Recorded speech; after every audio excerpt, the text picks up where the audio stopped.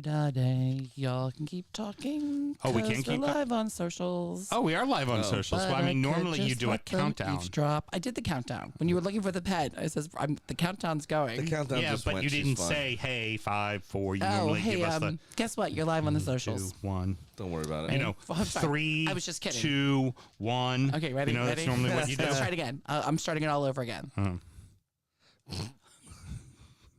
You just had to start at 10. Jesus Christ. It's way too early in the evening for me to already call you a whore. You're live. Action. My wife is a whore. We'll do it live. Oh, dear sweet Jesus. I thought this was a new way of them putting the labels on. Turns out it's just wet and slidey. Yeah, it's wet and slidey. Wet and slidey, the Sam Graham story. That is not a show title. Wet and slidey. The Longhorn days. Okay, that is true. The welcoming That's committee. a chapter's title. That's it, Sam. You're naming my book titles. We should just be naming chapter titles. Oh no, I think I rounded Chapter it. 1. I need adult supervision. I think I rounded it perfectly. I've got a lot going on here. Is the first book, the Melissa Houston story. I need adult supervision is the second one, and then the conclusion. I think I can do multiple things at once. I can do multiple things at once. The key thing is I think I can do multiple things at once. The Melissa Houston story. Fucking brilliant. God, I hope so.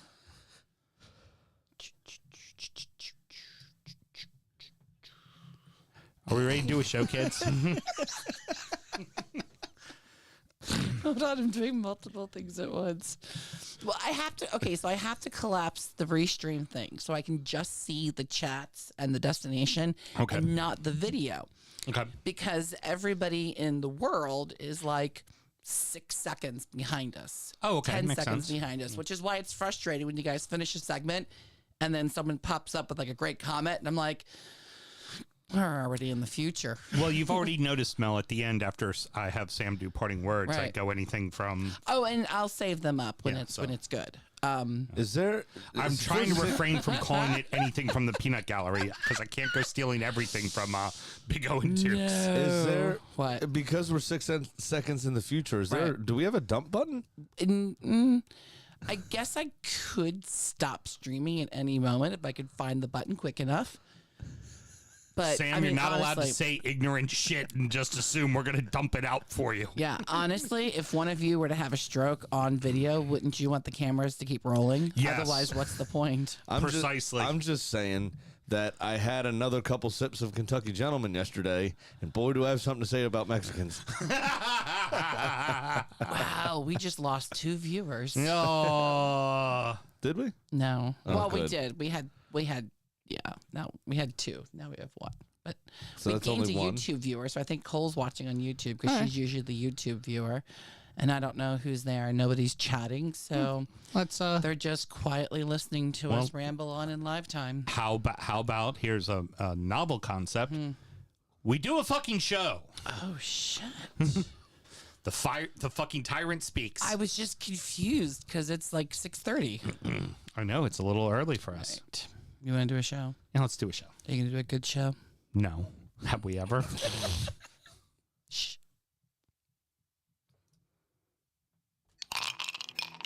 Hi, my name's Jason Jadon. I'm a supporter of Fulham Football Club. I live in Atlanta, Georgia, but my second home is the Cottage, and you're listening to DU Football Show. So Jason really wanted to hear us cry. That's why he wanted to jump on today, Yep. you know. And you know what? Fair play. They beat the shit out of us, but he should be really nice. I'm planning on offering up my guest bedroom to him this fucking summer. Yeah, He that's should true. probably be a little more Fulhamish. Let's start the show. Born in the land of Bowie, Maryland. Bred to be a fan of fucking Everton. Punch you in the eye and drink your rye. Sam Houston. Sam Houston? Arsenal fans have another Sam. AKA the fucking Gooner Graham. Stump of a lord. Look straight in shorts. Sam Graham, hey. Sam Graham. Drunkard United!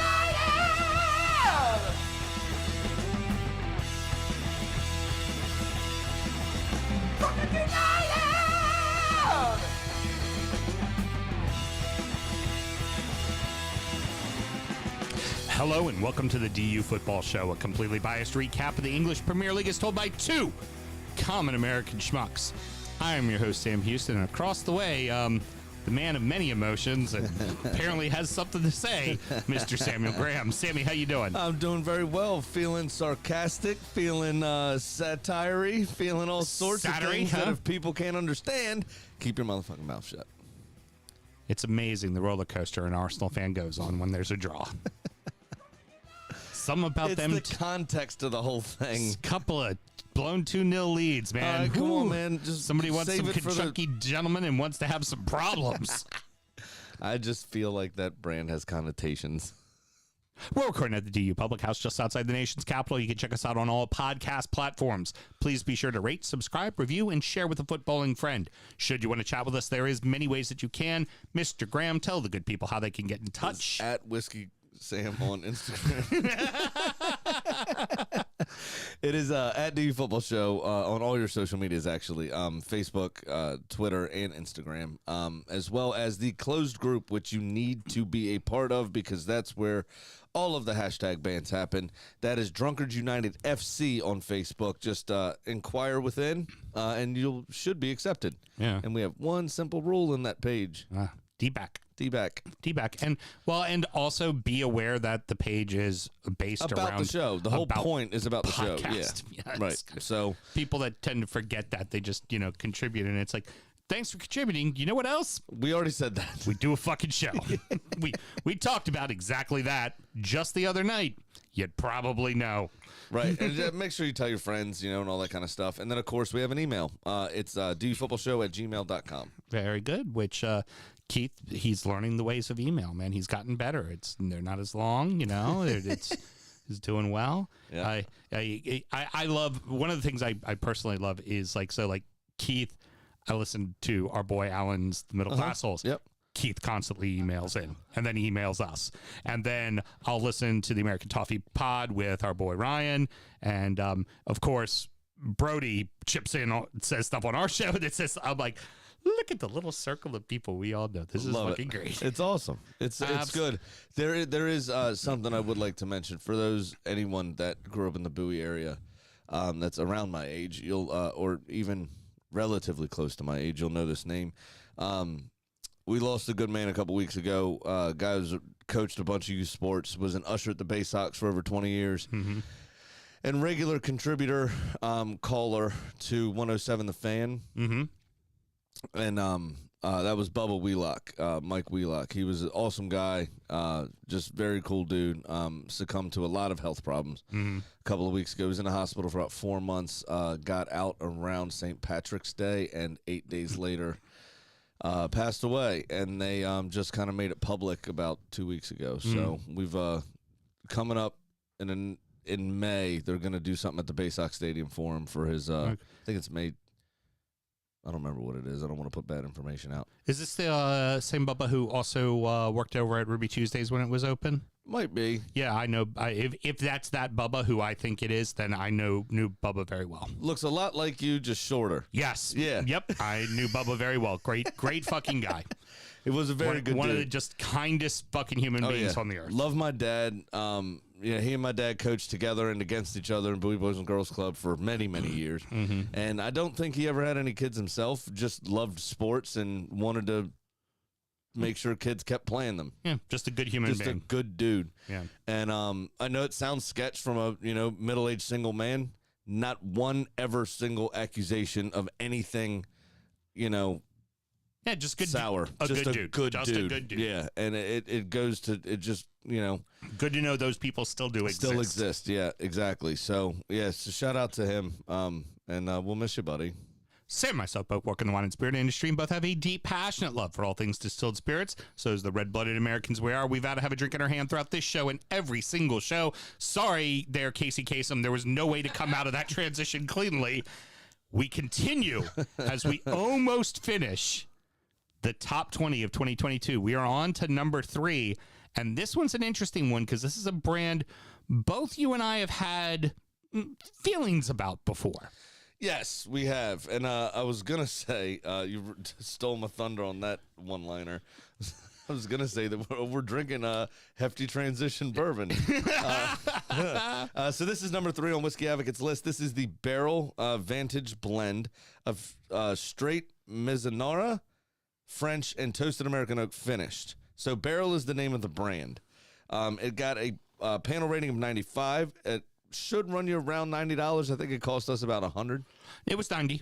Yeah, because I got it at Lax in Beltsville, and they do fucking killer prices on everything. Right. And 57.22%, that would be 114.44% by volume, or proof, I'm sorry. So your blurb comes to you by from Ted Simmons.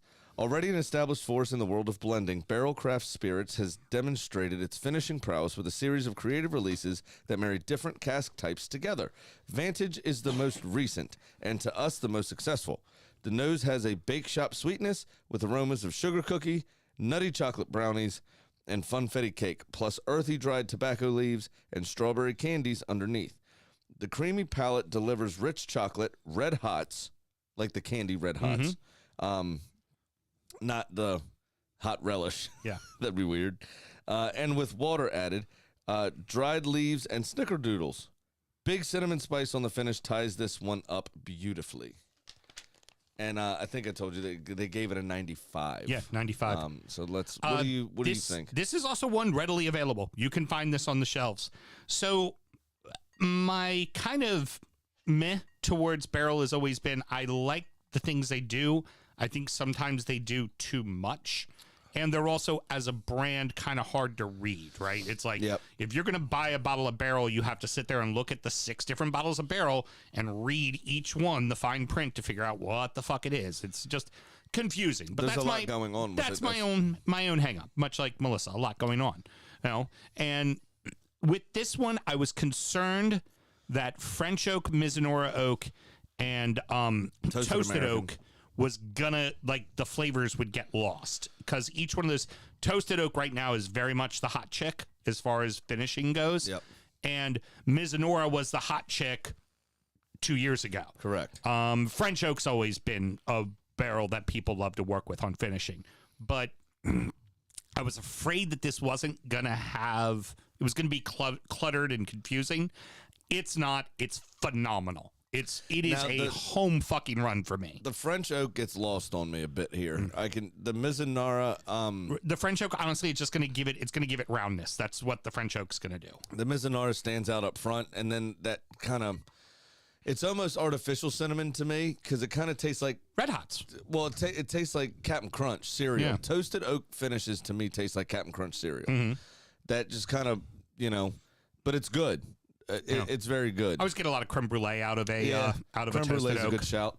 There is a creaminess to it. There's almost and just being bourbon in general, you're always going to have that little bit of vanilla and caramel anyway, and they play very well with the toasted finish regardless. Because you get that cinnamon and kind of creates that creme brulee sort of flavor profile. What you think, Mel?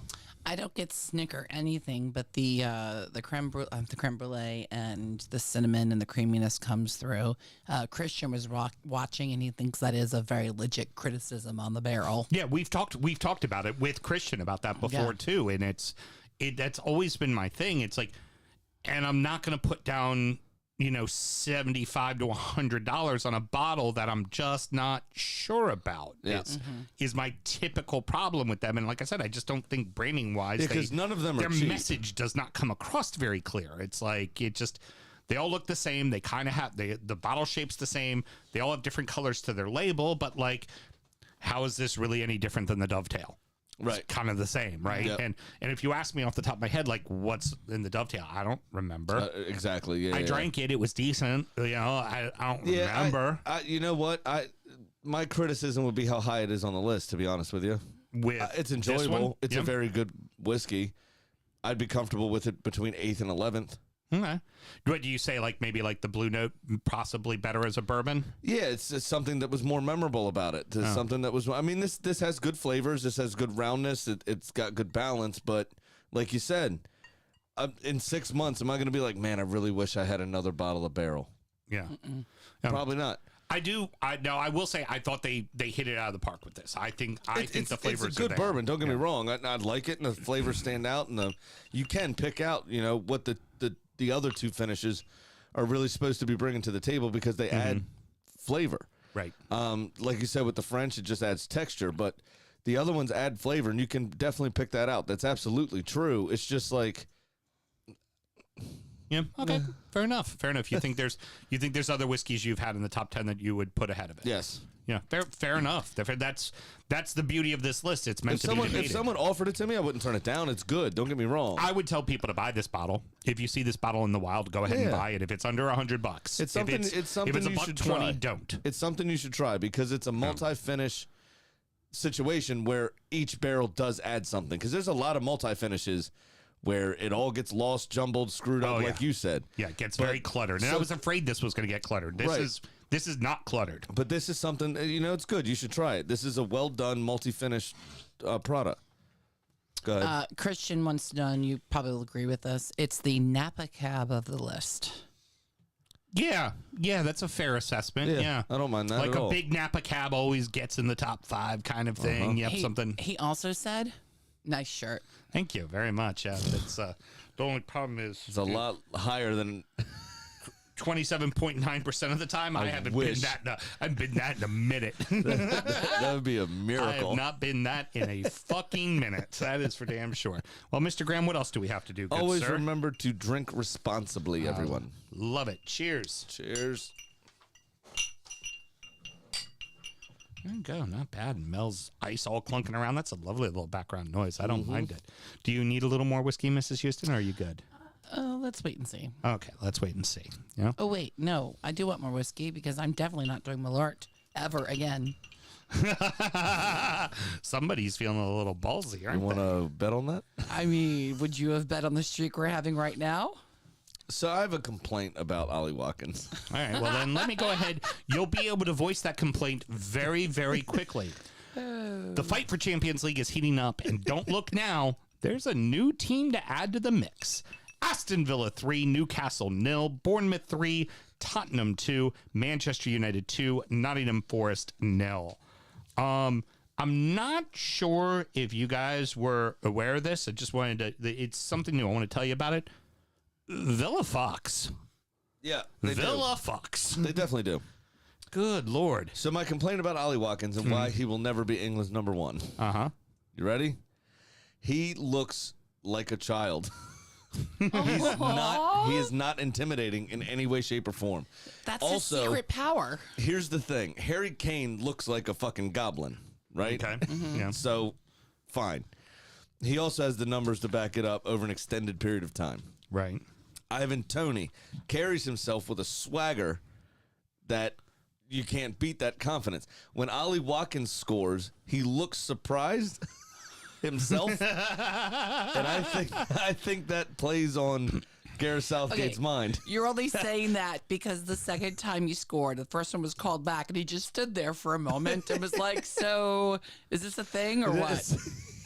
Yeah, he just looks surprised every time it happens. So he does this kind of like, he'll just look away and then he'll be like, and then smile. And it's like, dude, just own it. Yeah. Like Ivan Toney does something cool and then just like, that's me. Yeah. I got this. No problem. It's like, oh, what stadium am I in? I'm going to mock somebody else's fucking or celebration. just brush his shoulders off or whatever. Like, no problem. I got this. This is me. Hey, hope y'all bet on it. I did. That kind of thing. Oh, no shit.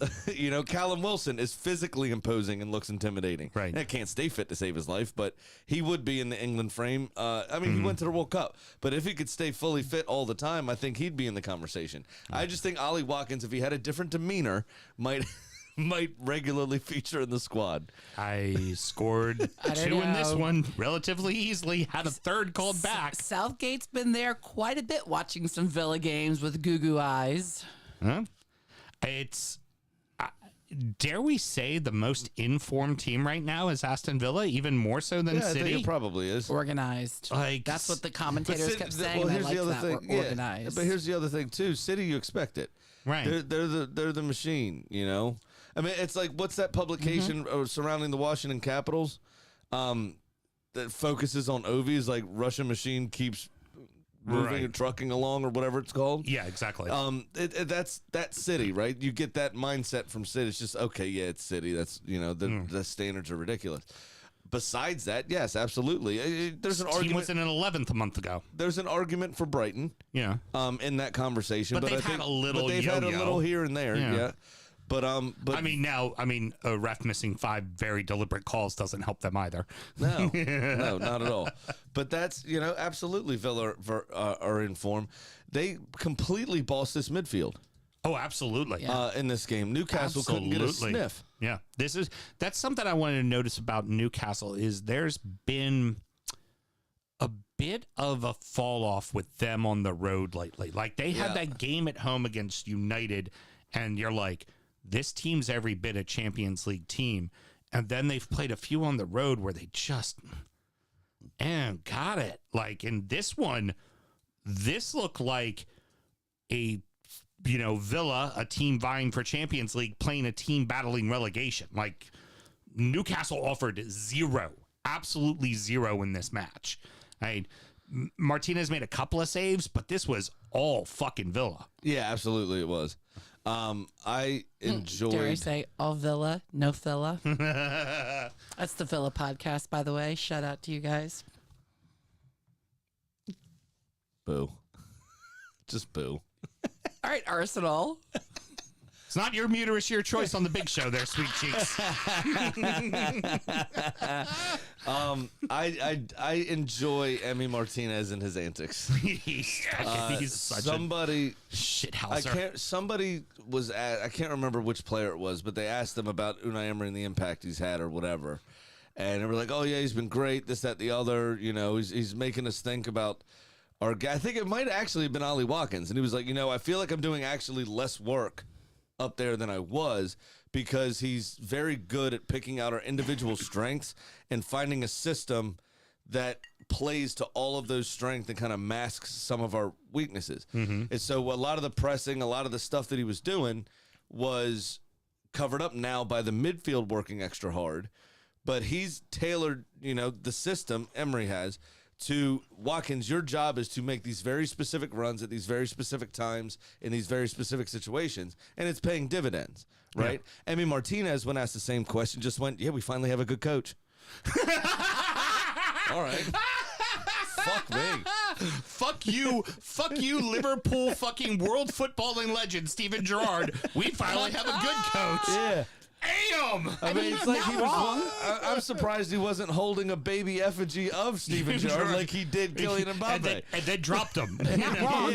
It's all of the exact same players except for Alex. Yeah, Alex Moreno. We're there Who's been under, excellent, by the way. We're there under the last 2 managers. Yeah. Who's been excellent. Yeah, hey, he really has been. God. Really Alex Moreno's been fucking Swept phenomenal. him up on my fantasy team. He got me 12 points this week. Yeah, he was. He's been Digne's brilliant. starting to show age a little bit. He's getting up there to about 30, and he's starting to lose a little bit of pace. Yeah, you get yourself someone else, and that's the harshness of the game is you can have someone who's really good for a couple of years, and then when they start to fall off, that's it. It's done. You move on. Ashley Young is starting to show his age. Fortunately, Matty Starting to show his Cash. age. He's 37 or some shit. He's still younger than Danny Ings. The 55-year-old Danny Ings. But Cash should be back next week, so I expect to be have to buy more condoms for the team. Continuing with the thought process, Sam, of earlier of teams getting 5 penalties, 5 missed calls to be able to sneak out a victory. We're talking about Arsenal now? Or we could just do what the Cherry said and said, fuck you and all the fucking shadiness you want to do because goal number 2 was fucking offsides. Yeah. And beat you at the fucking death because that is what Bournemouth did. What composure for that final goal as well. Well, and just for them to keep it together. Spurs went up, then Bournemouth drew, and then Bournemouth went up 2-1. And that goal from Danjuma was a great hit. Harry Kane was in the direct sight line of, and how the fuck that's not called offsides. He's on the 6, and he's moving towards the ball, and then stops right as the ball goes by him with the goalkeeper behind him. And the goalkeeper did not see that fucking ball. No, but it was offsides. I think it probably should have been offsides, yes. Yeah. But when you look at the angle from behind Danjuma. The ball actually passes behind Harry Kane, not in front of him. And I think that may have swayed the VAR. However, VAR is shit. And I don't want to get into a VAR debate because they're absolute dog shit. Today, Trent Alexander-Arnold's handball shouldn't have counted. That goal should not have stood. That was a blatant handball on halfway. Yep. It was almost like a hockey player trying to catch a puck at the blue line. Knock it down real quick. And knock it down to himself. Yep. It's a fucking farce is what it is. Yeah. But the only thing that I can think of to maybe make this make sense is the ball passed behind Harry Kane instead of in front of him. Yeah. That's it. My problem it's bollocks. Kane ran into the play is the problem. It's bollocks. He ran at the ball into the play. That's it. Like how it again. Remember, he affected somebody doing their job. Gylfi Sigurdsson sitting on the ground with fucking. Hey, you heard right? No. No further investigation. Charges are gone. They I was going to say, let's not bring this up. Not continuing, and That's nothing good. came of it. All right, great. They didn't even say his name in the release. They were just like, "There's a footballer that's not being pursued, or stopping the investigation." So that's all they, because that's how the fucking press is in England until you're. Well, they'll name you to begin with. Yeah, they'll name you to begin with, and then they won't tell you when everything's cleared. Right, yeah. Exactly. So that could be Mason Greenwood. That could be Gylfi. That could be any number. So, but like I said, Gylfi was sitting on the ground, and you have 6'4" David De Gea looking right at the shot, but apparently he was, blinded from seeing and Harry Kane ran at the fucking ball. Like, there's no way in hell that Neto is not looking at Kane running in that situation. He's running right in front of you. You have to. I don't disagree with you. Like I said, I'm just not getting into the tit for tat because it's different VARs. Yeah. It's different VARs. It's different human beings. This type of shit happened before VAR, and we thought this was going to fix it, but instead of a clear and obvious error, they do the British awkward, I don't want to step on anyone's toes bullshit, and it just becomes a farce. Or it could be the fact that Brighton and Villa could potentially be in Europe, and Tottenham could be in the McRib, and frickin' Liverpool could not even be in Europe.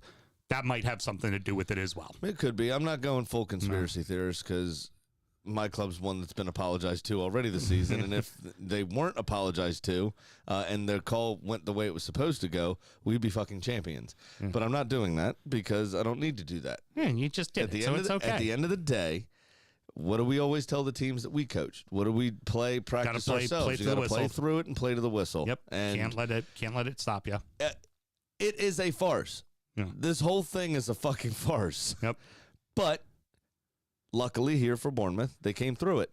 And of the bottom, say, 8 teams, I think Bournemouth are the form team down there, besides Palace, obviously. Four with their of 3 the wins. last 6. But 4 of their last 6 were wins. 2 of them, obviously, in a row. Yeah. But it's beating Liverpool, beating Tottenham. But even you start with the Arsenal game in that run, and you go, well, they never gave up.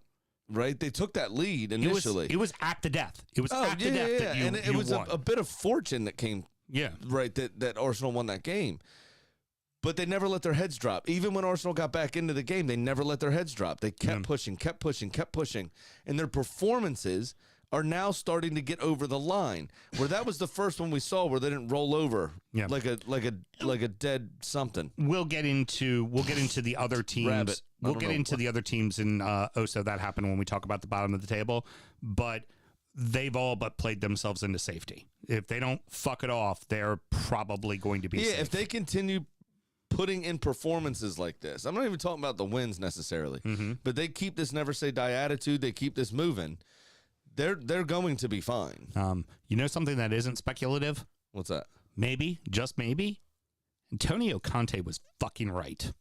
Oh, yeah, of course he was right. That team is gutless. Of course he was right. They don't know how to win. I've been telling you that for years. God, behind the curtain, Sam always takes the Liverpool side to get a goat on me, and I always take the Spud side to get the goat on him. No, I can't defend Spurs. I can't think, they're getting lucky with calls that are being handed to them. 5 complaints in the Brighton match. That was definitely an offside. I mean, they're getting it handed to them. And they can't do it. And they're still fucking it off. Yeah. They're still fucking it off. Their history It's just doesn't show anything. At least when I defend Liverpool, they at least have some illustrious history to fall back on. It's inexplicable. Tottenham don't. Well, give credit to fucking Liverpool. They have one more Premier League title than the Spurs do, and they have the same amount as Leicester and fucking Blackburn. You're right. That rich Premier League history. Well, it's just the history in general. I mean, Spurs have won with 4 trophies in their history or something like that. Yeah. Sam. I think it's more than that. We've won more trophies than they have. Exactly my point. Yeah, they're playing, at the same level as that small club down the road. Well, who would have thought Casemiro and Eriksen make a difference at Manchester United? Make a difference in Bruno Fernandes. Look at his entire fucking attitude the entire game. Mm-hmm. He tried hard. He was decisive. He was creative. The only thing he didn't bitch at the referee. The only thing he didn't do was score.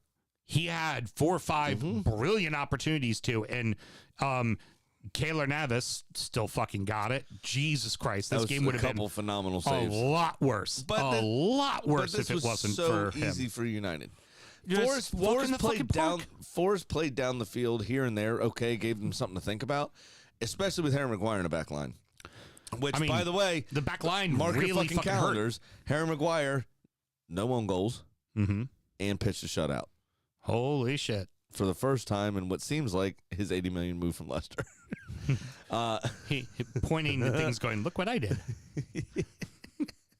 He gets made. That video resurfaced of him getting made fun of in Ghana's parliament. Yeah. Have you seen that? Mm-hmm. Yeah. That resurfaced, which was quite funny. But Manchester United were good in this game, but Forest didn't offer much. I mean, once they got to the final third, they just kind of went spaz. Not a single shot on target. So they really had no clear-cut opportunities. There were some decent flashes of football they've been playing over the last couple of months, but, I mean, the final product was just nil. It was just not there. I think they're going to really have to ride on the back of Keylor Navas, keeping them in games, and hopefully they go up early. That's really what they're going to have to live and die by.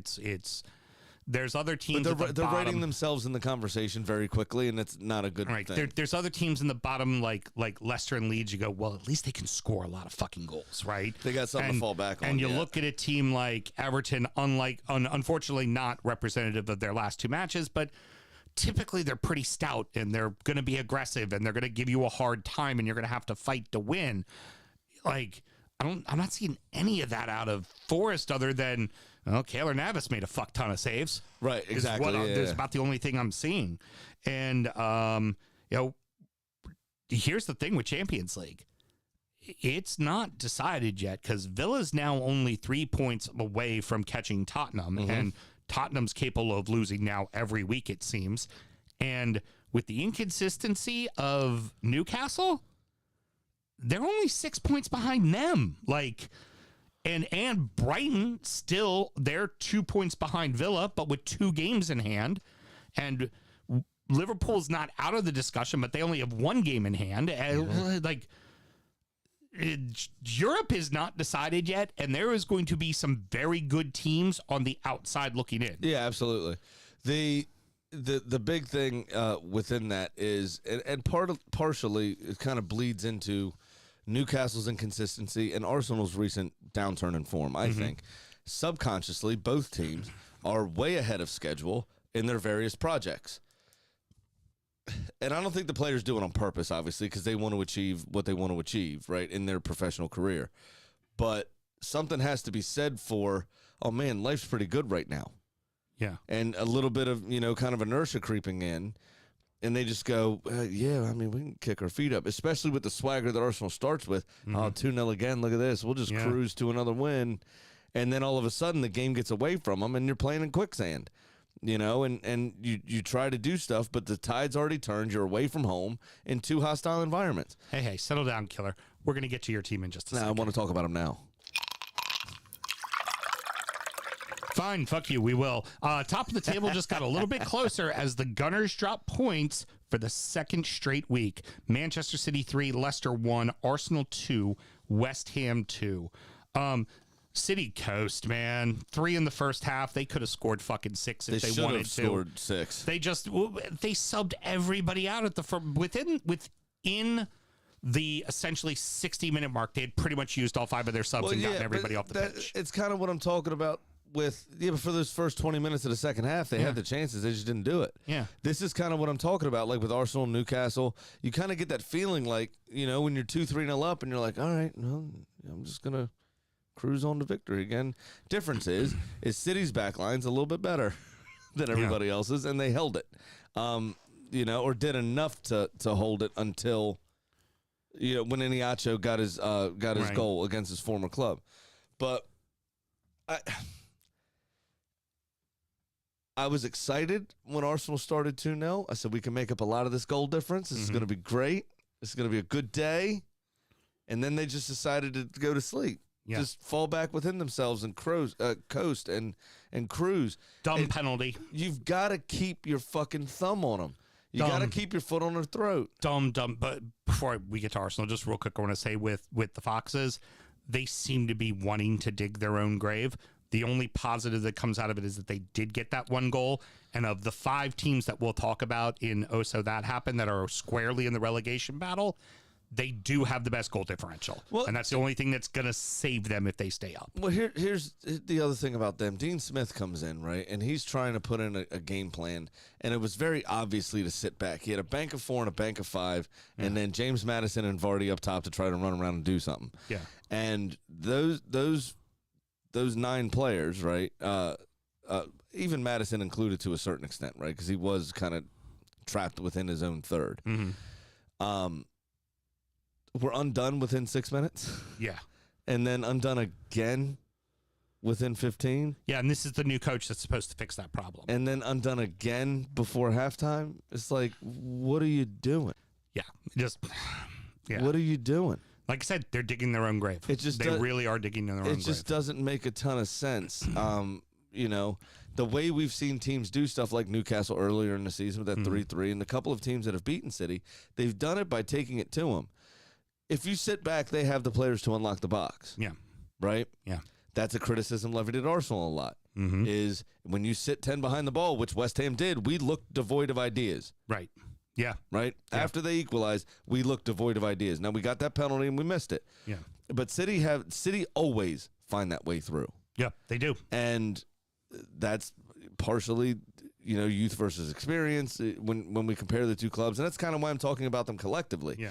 Because they do a lot of the same things. Obviously, Arteta being assistant to Pep for the last few years. They run a lot of the same system and everything else. But our youth versus their experience we've not been able to keep up here in these last few weeks. We're starting to wane, and it's that kind of inertia setting in where we take our foot off the gas, but City keep their foot on their throat. Dumb fucking penalty from Gabriel. Yes. It's like he slid in, realized he shouldn't slid in. When did Rob Holding win it? No, it was Gabriel. Rob Holding was last week. Gabriel. Yeah, you're right. He kind of slid into him, but then decided not to slide, so he stuck his knees into the ground and still popped up upright and knocked him over. And it was like, he was like, oh, I shouldn't be doing this. Wait, stop. No, fuck, foul. Yeah, he already made the choice. Just, fucker, you might as well just slide through and hope you get the ball. And the ref looks at VAR and says no. Right, yeah, exactly. Looks at that pretty badge of yours and goes, oh, man, they're a Big Six side. We should probably make sure that doesn't get called a penalty. Nah, and then we'll get issued another apology. But no, that's what turned it. You're right. It was you had that 2-0 lead. Saka's been nailing penalties for you all season, and for anybody that wants to start fucking screaming about, well, he missed one in the Euro or the World Cup, and here he's missing here, and all, stop it. Shut up. Yeah, stop it. Just stop it. Well, those doing that are probably a racist. This is England's best. This is England's best young talent.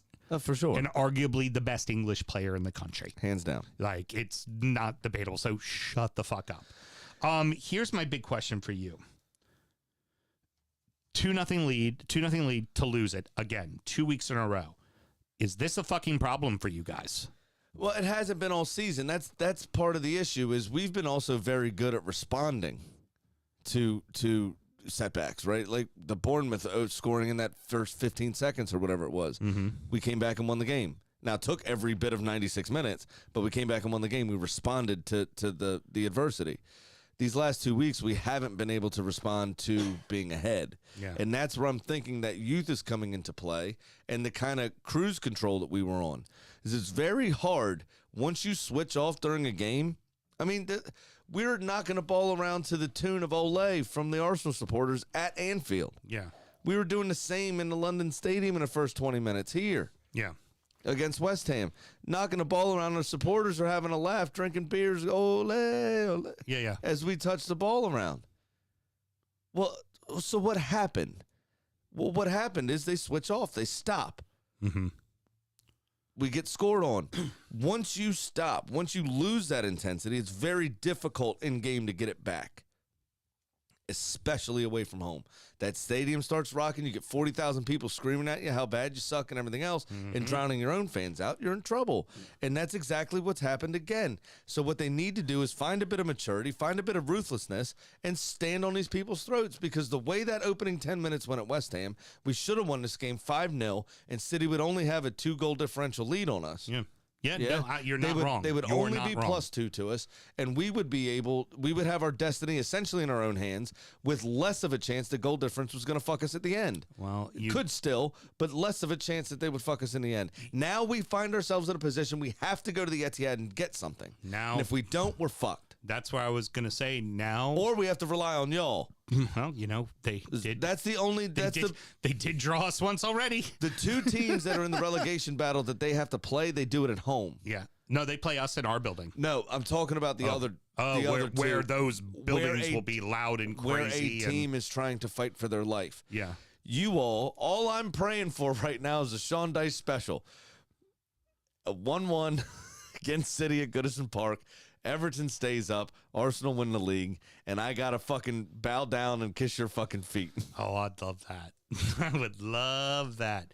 Tell you what, Grammy, it's very simple. You have the title is still yours to be won. Just We got to do it in their building now. can't make any more mistakes. You've run out of mistakes. Yep. Rounding out the rest of the league, so that happened. Brighton 2, Chelsea 1, Fulham 3, Everton 1, Palace 2, Southampton 0, Wolverhampton 2, Brentford 0, Liverpool 6, Leeds 1. The Seagulls dominated. The scoreline does not give it any justice. The Seagulls fucking manhandled Chelsea. Well, Chelsea started fine, actually. It was decent, and then they took the lead. Now, granted, it was by massive deflection. Yeah. And I guess 87 million pounds gets you a 5-yard pass that they'll count as an assist. And they took the lead just after Seagulls had just put it wide and put it off hit the post. Right. Yeah. But regardless, they took the lead. They had it at home. They had it. And then the Seagulls said, Get my way downtown, walking fast. I'm a seagull, go fuck yourself. And Brighton just... And that's with two injuries. 2 injuries in the first half. Just Veltman and Ferguson go out. Such a joy to watch. They're always on it. They're so much fun to watch. Yeah, they really are. They really are. You saw what it meant to Enciso. Mm-hmm. Full time, that was a rocket. Full time, drops to his knee, starts crying. Yeah. That was And first Premier League goal. He's another player that Brighton have just found. He didn't have any European club experience. He came straight from Paraguay. Yeah. Yeah. And then pulls that out of the bag. Dirt cheap. It's Now, amazing what they get. did you hear De Zerbi's comments? No, I did not. He was very full of praise for Graham Potter and laying the foundations of Brighton. Very easy to say, yeah. Not so subtle dig. And then, but he talked about Enciso and said that his performance following his goal dropped off. Mm-hmm. And he needs to make sure that he stays committed and stays to the game plan and does everything that he's supposed to do to remain a part of the team, because if he doesn't, this could have gone a very different way. Yeah. Well, Chelsea had a chance or two. Yeah, you talk about, Brighton, we were always wondering who's going to be the striker, right? Mopé never really panned out. Welbeck's just there as a stopgap, and is an older player. I scored again today. Ferguson's really starting to come into form, but he's young. 19. This kid, he could be very good. Could be very good. And McAllister trying to keep his feet on the ground. Yeah, McAllister's really starting to learn how to fucking play that 10 behind those guys and weave in and out and find spaces. Again, Solly Marsh has had a banger of a year, and Matomo is the fucking. If it wasn't for Erling Haaland, right? Like you have to say that's the best signing by any club this year. It would be Matomo if it wasn't for Erling Haaland. No doubt about it. I can already tell you right now when we write our list, Erling Haaland number 1, Matomo number 2. Right. That I could tell you that already. I mean, the best can't signings. necessarily disagree with that. Like hands down, just absolutely. What I will say too is I found it especially poignant that young, attractive Latin man, little flash with some tattoos, scores a rocket in the 69th minute. That's right. Draw hard around it. And then jumps up in the crowd and is just orchestrating the celebrations. The only thing that was missing was a fat cigar from that scene. And it was fucking lovely. Bloody fucking brilliant. You can be without Decore. You clearly cannot be without Decore and Onana. Fulham fucking... What's his name? Exactly. Fulham bossed this match. Yes. They bossed it. And y'all had a ton of chances. okay, Everton was in it until the halftime whistle, and then Dyche's team talk did not work, and fucking what's-a-facer's team talk did work. I mean, you can't hear him through the... Marco gave it over phone down to the locker room, but it worked, and it was... Yes, dumb mistakes by Everton that led to goals, because a lot of it was the trail man, who should be covering the trail man, the midfielders. Nothing against James Garner. He's still very young. You can't ask Idrissa Gana Gueye to cover everybody. Who would have been there? Decore and Onana, probably not getting those opportunities. Right. But Fulham still took advantage of it, and Fulham has been on a flat-out downward slide, big time. And since losing Mitrovic and losing Willian, who finally came back this week, and losing Marco Silva as well to a touchline ban, like all of that, that's really affected them. And to have that kind of response at a club that is fighting to stay up in a building that's tough to play in, fucking all the credit goes to fucking Fulham. They got it done. They took their chances. They capitalized on your mistakes, and that's exactly what they were. But what I'm saying about y'all's performance, you were almost dead even on possession. The Premier League has you rated 46.5 to their 53.5. Both of you had 7 shots on target. Now, overall shots, y'all only had 15. They had 21. So you actually had a better ratio on target than they did. Yeah. But like the first one, that Karun's back off somebody, hits the instep of somebody trying to stop real fast. I can't remember who it was. And then just falling to Harry Wilson or whoever. Yeah. Randomly on his own inside the box. Yeah. Just like... Was off the post, bounced back in, bounced around a couple of people. But just that kind of stupid shit. You got to be able to stop the bleed of that stupid shit. Yeah, that ball's got to go away. Well, it's got to go away. When you're looking at a team that is much better than you this season in general, right? Yeah. And you put up these numbers, you got to come away from the game with something. One of those problems also, too, is Neil Maupay has 2 wide open opportunities. And doesn't do it. And puts them both right into the keeper. Yeah. Yeah, that doesn't help. You have to do something here. Yeah, you got, Everton scores those goals, maybe a different story. If but you don't do something here, Jordan Pickford's going to lose to 2 Arsenal goalkeepers in a week. Yeah. Burn Leno, yes, obviously. Yes. And then the next international break, Aaron Ramsdale, because he deserves to be England's number 1. Oh, heard. Okay, very good. So with that being said, had a great time hanging out with Jay. We watched the match at Dark Horse together and had a great time. But the sad part is it now makes this next game at Palace a must-get points. And the problem is Palace is sitting on that magic number now of 36.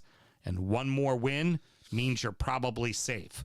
And they've been on a roll of 3 in a row. They're probably going to be really fired up to get this fucking game at home and know that they're safe. So know that they're done, yep. Yeah, so it's a tough spot for Everton to be in, but they're going to have to fucking find magic again. And we did it against Palace last year. Maybe we do it against Palace this year. Before you do your shot, where's Calvert-Lewin?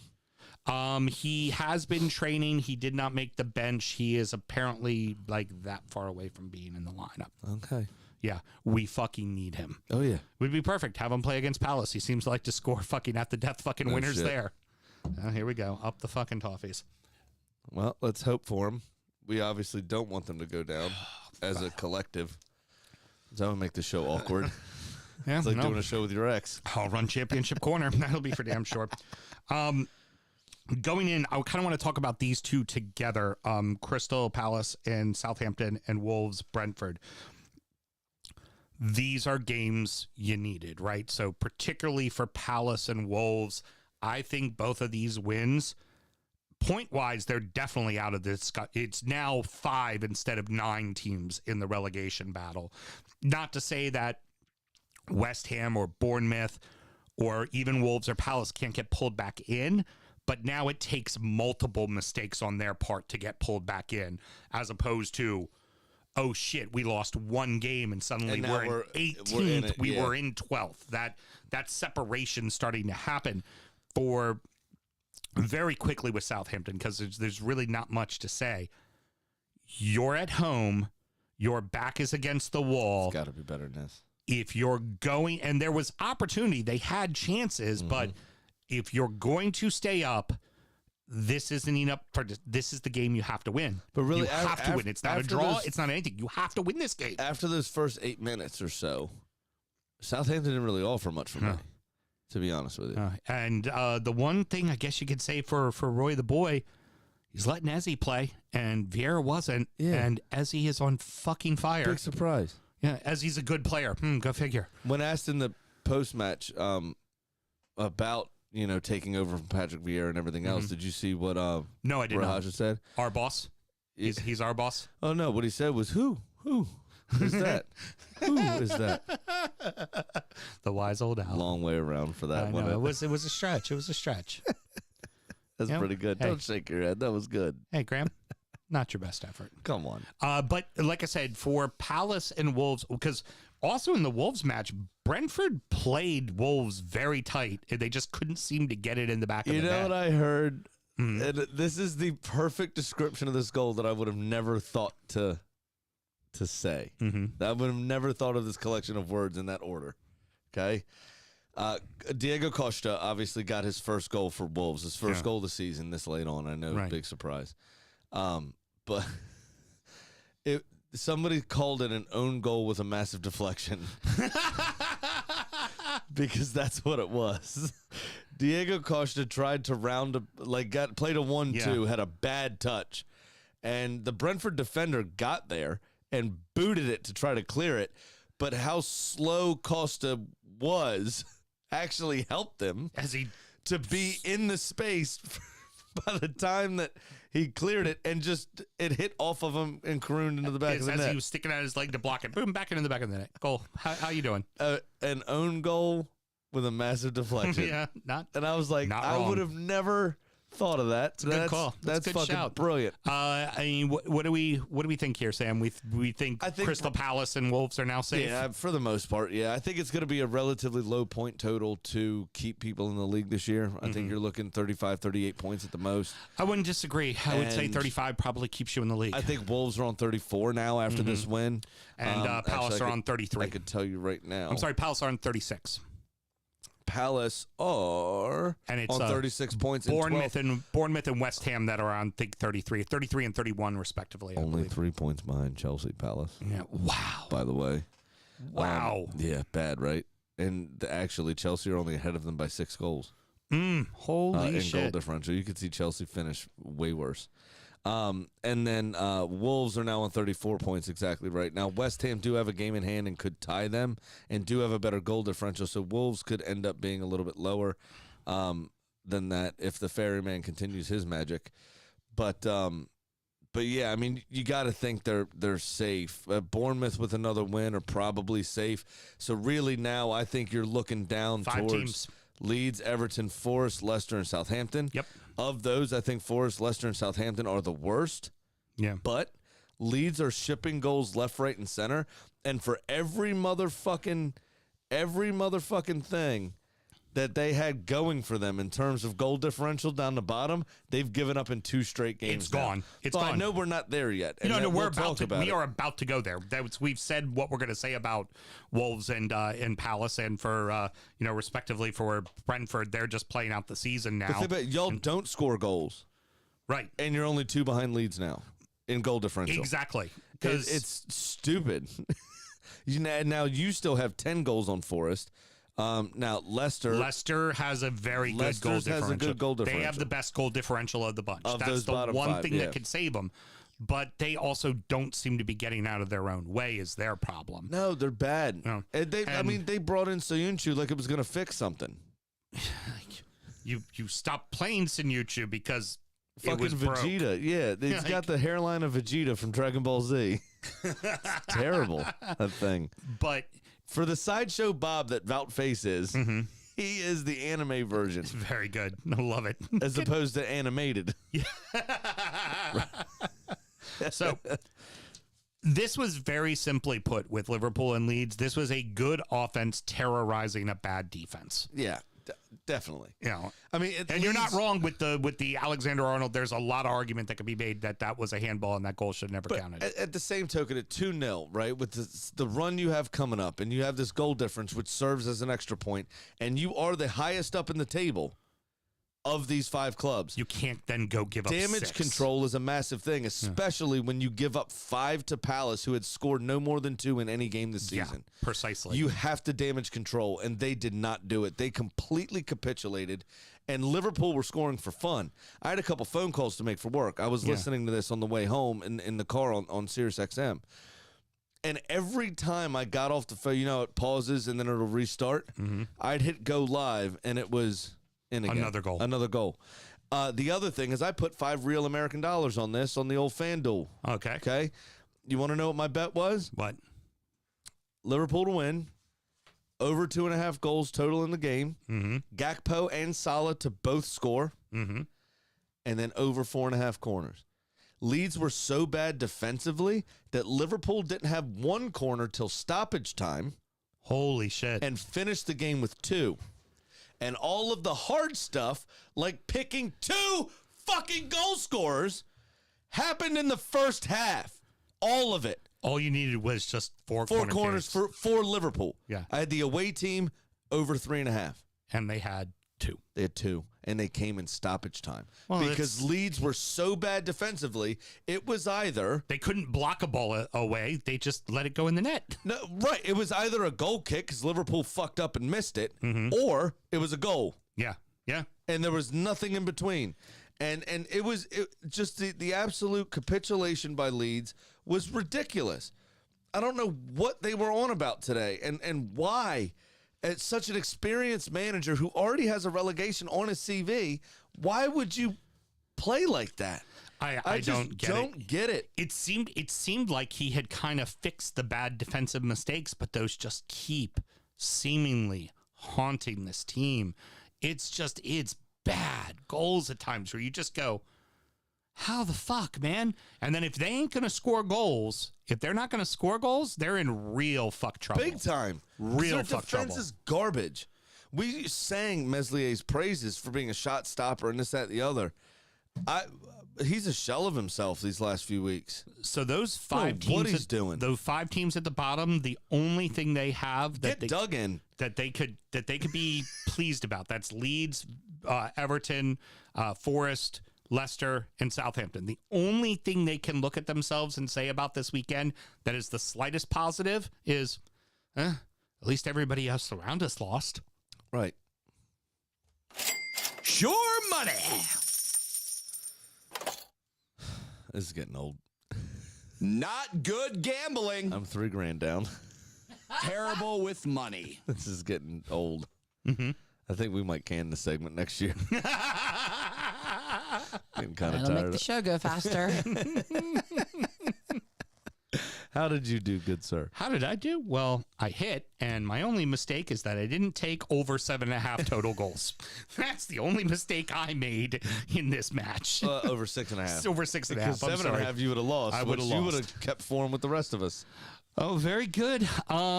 I'm only down $1,375. Big Sam's Lock of the Week. Mr. Graham, are you aware that 13.793103% of the time works 100% of the time? I very, very much wanted to take Liverpool, but because we do the bets on Monday, they don't give us goal scorer action yet. So Correct. Yeah, I'm it's kind a of pain in the ass. So I'm trying to do overs, and I'm like, I got to do a 4-leg parlay just to get fucking $200 odds, because they're like minus 550 against Forest at home. Like, it's just, there's. I mean, I know Pat was complaining about the odds this last couple weeks. Mm-hmm. That's justified. Yeah, I can't do anything with it. So unfortunately, I want to keep with the bit, but there's nothing I can do that makes any sense at all to like win $165. Well, here we go, Mel. This is why we leave this segment to me, okay? Right, we'll find out at the end, because I found some odds, and it's only a 3-legger. Okay, very good. So for me, I am taking a different direction. Give me Fulham to beat Leeds and Villa to beat Brentford at plus 544. All right. Yeah, well, there we go. Got 2 of my 3 legs. There we go. See, but the bit with Liverpool though is to be just Liverpool is the bit, but I just couldn't make that work. I gotcha. So very good. All right, sounds good. So Mr. Pat's a bit tied up, I guess. So I've got his email here. He is playing baseball or watching baseball or something involved with baseball. And now, it's time for our degenerate gambling friend Pat's Pick of the Week. Or in all likelihood, betting on baseball. Yeah. This is what happens when you try to run a soccer show based in America. Stick to the fucking bit, man. Come on. All right. So Pat emailed his bet in. Easy 2-game parlay to get back to winning. Okay. Does he say how much he's down?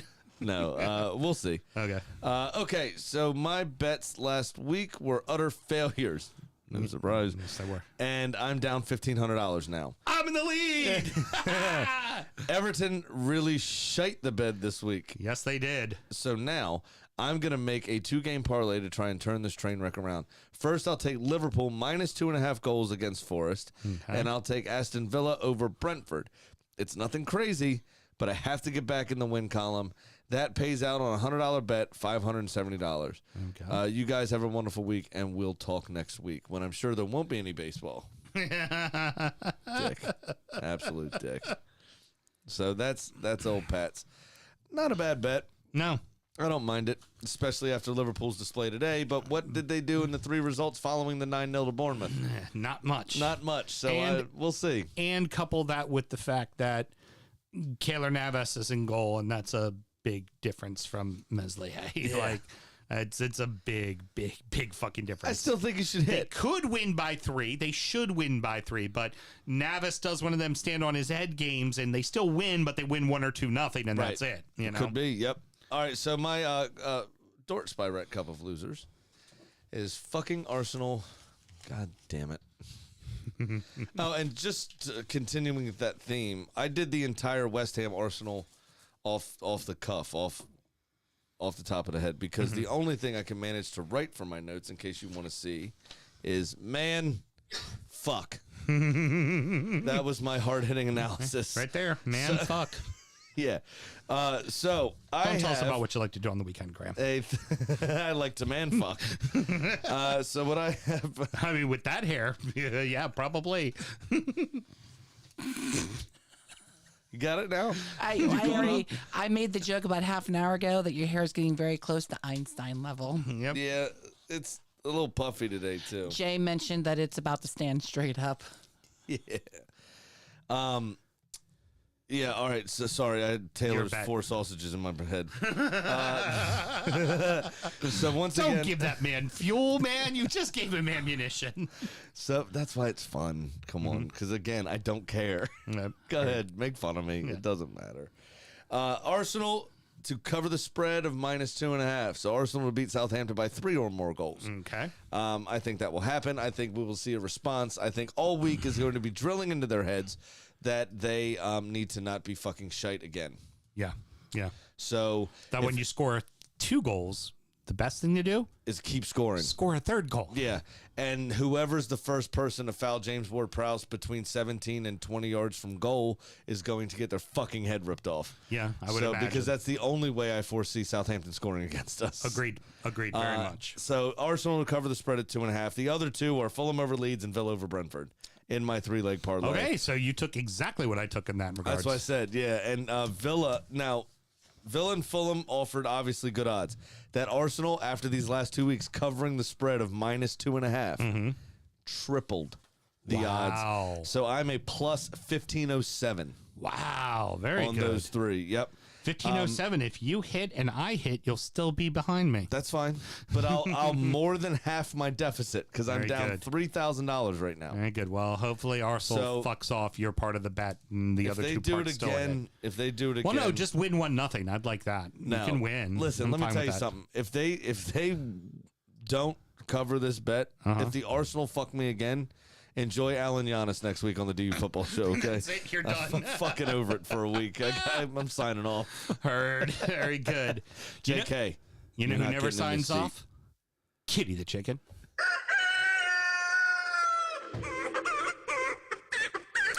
Well, Kitty missed a big match with Arsenal, and so she sits at 14 and 16.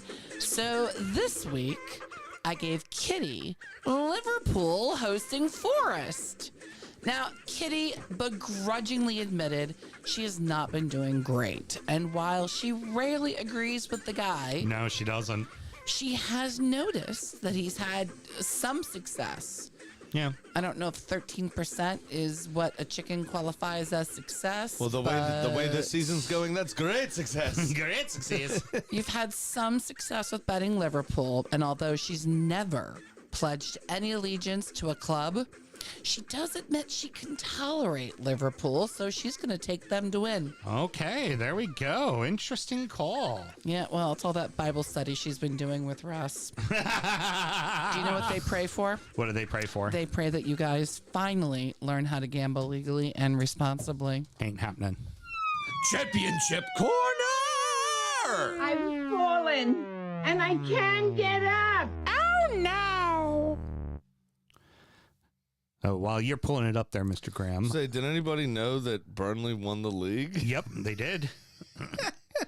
Burnley's and they won. You know how they won the league? It was very interesting. What's the facer? God, why am I forgetting the coach's name? Vincent Company? Vincent Company. Put out The brain? Yeah, from Pinky and the Brain? Well, you want to know what he did? The old brain, fucking mind games at work. He put out a bunch of kind of the reserve guys. And when he was asked about it at the end, it's like, oh, are you resting players? And so he's like, no, I want players to show me that they're worthy to play in the Premier League next year. We have a lot of decisions to make. I like it. You just want a title. Fuck you. Prove you want to be there. Like, What are we doing today, Brain? Trying to take over the world. Pinky. what we do every day, Pinky. Try to take over the world. Exactly. Yeah, I also find it quite funny that Craig Bellamy is Pinky in this mind fuck. What are we doing today, Brain? Brilliant. All right, so we started off with a drubbing on Friday afternoon. Middlesbrough beating Norwich City 5-1. So Dean Smith getting fucked all over the shop here. Yep. Okay. Oh, shit. On Saturday, Sheffield United 4-1 over Cardiff. Blackpool 1-0 over Wigan. Maybe I'll start betting the championship instead. Yeah, you might actually hit something. Blackpool over Wigan 1-0. Millwall 2-0 over Preston. Coventry 3-0 over QPR. Burnley and Reading, reserve guys, 0-0. Yep. Well done. Got the title. Luton 2-0 over Rotherham. West Brom 2-1 over Stoke. Sunderland 2-1 over Birmingham. Swansea City 1-0 over Huddersfield. It's a shame the Warlock lost. Watford 2-0 over Bristol City. Blackburn and Hull 0-0. And then there's games tomorrow. There was nothing on Sunday or Monday. So that leaves your table looking like Burnley are top. Sheffield United in second place on 79 points. Burnley, on 91 with a plus 20 over Sheffield United. Plus 48 is our actual goal differential. Sheffield United's at plus 28. So very close to wrapping up the title for properly here. Yeah. Obviously, I think actually they're only one game away. Yeah, I believe it's one game. Looks like, yeah. Luton Town is in third now on 74 points with a plus 17, so pretty much guaranteed a playoff spot. Middlesbrough in fourth on a plus 28 with 71 points. Millwall in fifth on 65 with a plus big 9. win over Preston North End. Preston was one of the teams in the conversation. Huge. Blackburn. Irish kid Tom Cannon from Everton has been scoring like crazy since he's been loaned over to Preston North End. Been a lot of their success. You haven't thought of an emergency loan recall? We had him play a game. You know what he did? Very little, because he's a 19-year-old fucking kid. He ain't ready to play in the Premier. Tell that to Ferguson. Yeah, exactly. Down at Brighton. Yeah. Or in CISO, down at Brighton. Heard. Very good. Or Casado, down at Brighton. That's a team that knows how to pick talent and nurture talent. We know how to manage show tunes. Cats. Please, I'm sorry for interrupting. You're good. So Blackburn's in sixth on 63 points, but they have a -2, which could come into big-time play here. Coventry are in seventh because Blackburn's now, at this point, rounding out the playoff spots. Right. You have Coventry also on 62 points, so just a point behind. Now, Blackburn have played a game more. Or, I'm sorry, a game less.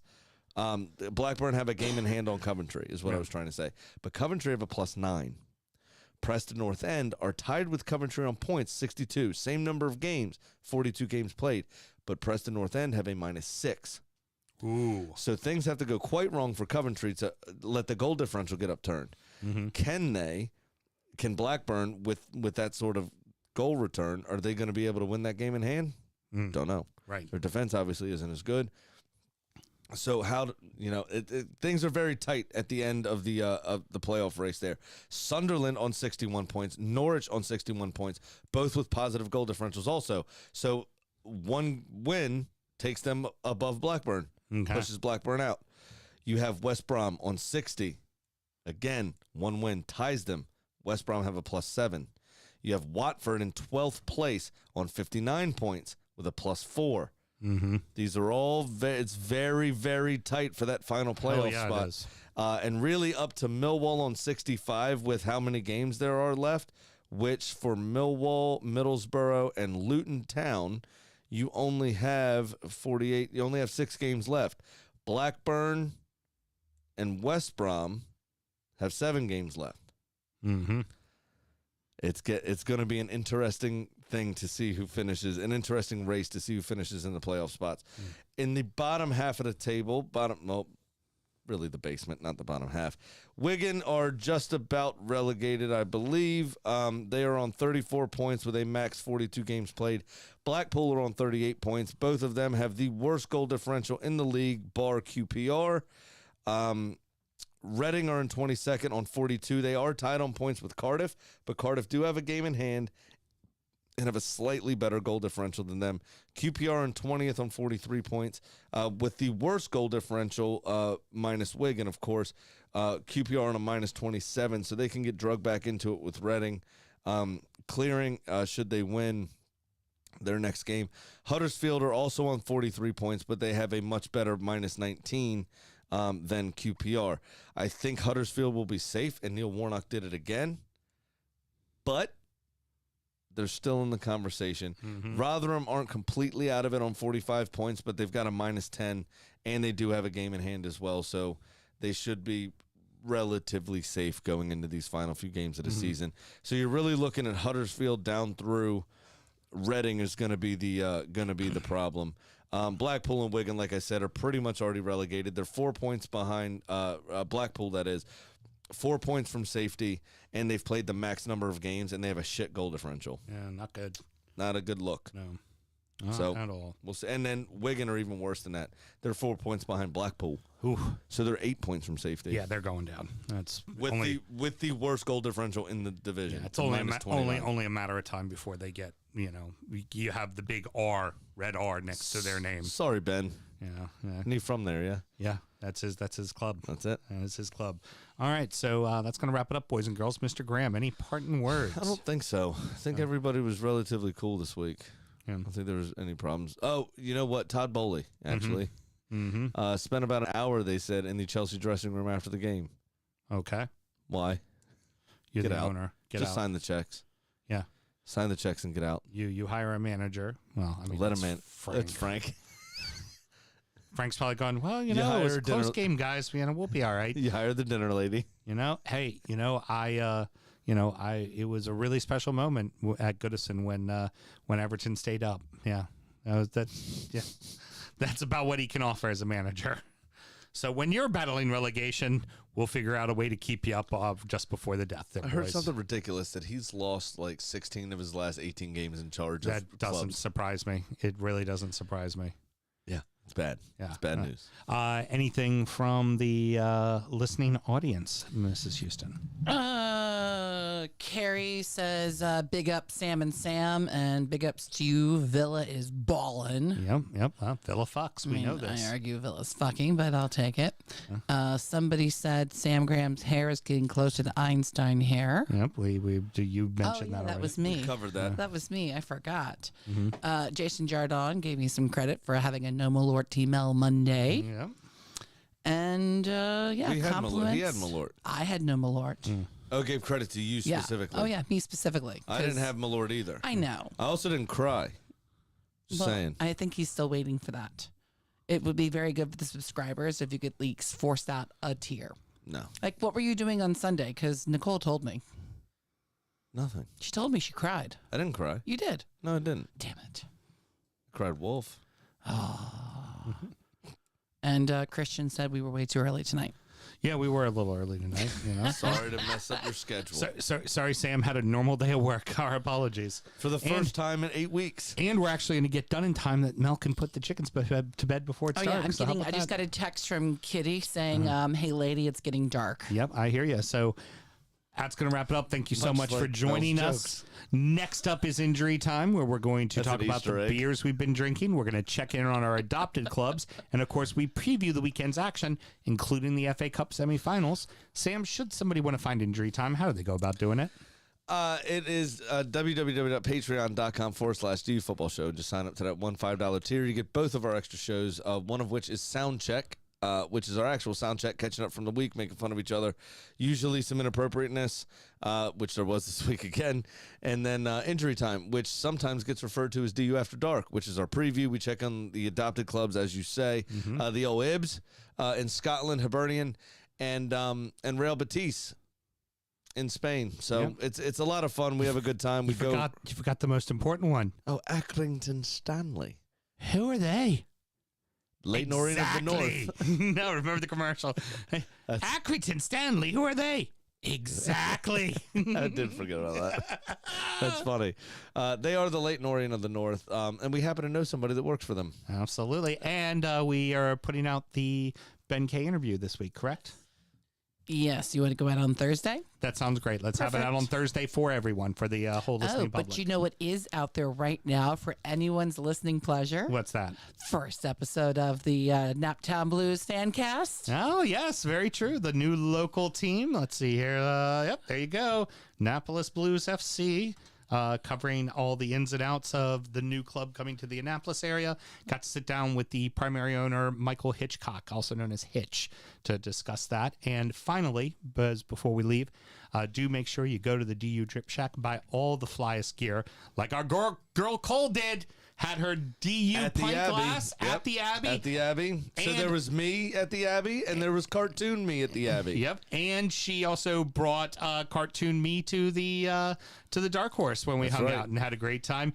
And committing to the bit, she was wearing a Pro Arsenal Agenda shirt. Yes, she was. Would it be weird if I got your cartoon thing on a pillow and started sleeping with it? Yes. Less work for Because me. that is an option on the DU Drip Shack. Less work for me. So if you want to sleep with me, buy a pillow. Till next week, everybody. Good night.